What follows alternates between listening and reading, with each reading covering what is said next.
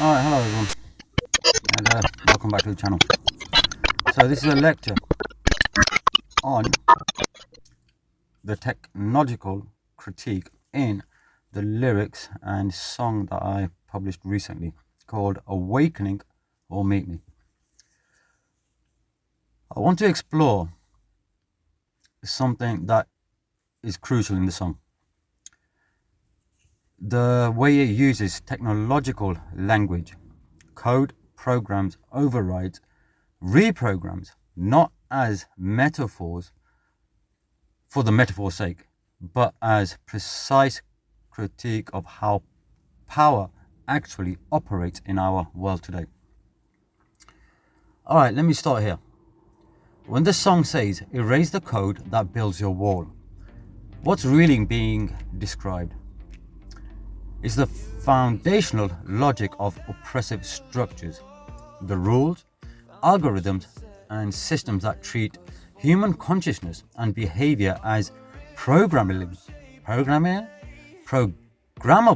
entities to be controlled, monitored, and optimized for someone else's benefit. I did have a torch on in the back of the car, but it's gone out. So, we're going to carry on like it is. Right, so think about this with me. What is code? It's written. That's the operative word. These systems aren't natural. They aren't inevitable. They're written, which means they can be rewritten. And once you understand that, the entire framing of these systems change. Consider algorithmic systems, social media feeds, engineered specifically to amplify do you know what? Even my words ain't coming out. Divisive content, keeping you fragmented into separate information bubbles, rather than allowing you to recognize common cause with others. That's code. Or economic systems, tax structures, and financial mechanisms designed to concentrate wealth. That's code too. Or legal systems, laws written to entrench power. Let me say this word properly. Power disparities. I hope I said that right. Creating invisible walls between classes, between communities. All of it written. All of it changeable. Okay? Oh, I can tell you that. All right. So now I want to draw a distinction that I made between two types of change. Incremental reform versus what the song calls an override. When we talk about an upgrade, renewable energy transitions, incremental policy changes, we're typically talking about changes within the existing system. The system itself remains intact. Its fundamental logic stays in place. But an override is something else entirely. It's forceful, it's sudden, it's disruptive. It doesn't negotiate with the system.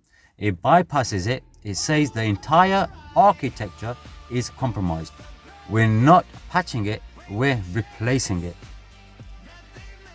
Finding it uncomfortable to do it here, you know.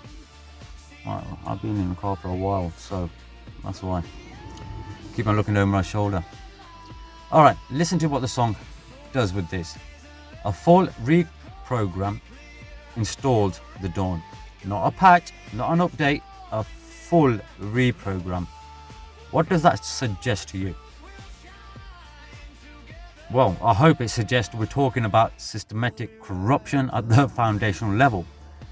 So, it suggests that partial fixes, incremental reforms, surface level changes, these won't suffice. We need a complete restart, not debugging within the existing code, but replacing the operating system entirely. and noticed what emerges: the dawn, a fundamentally different mode of existence.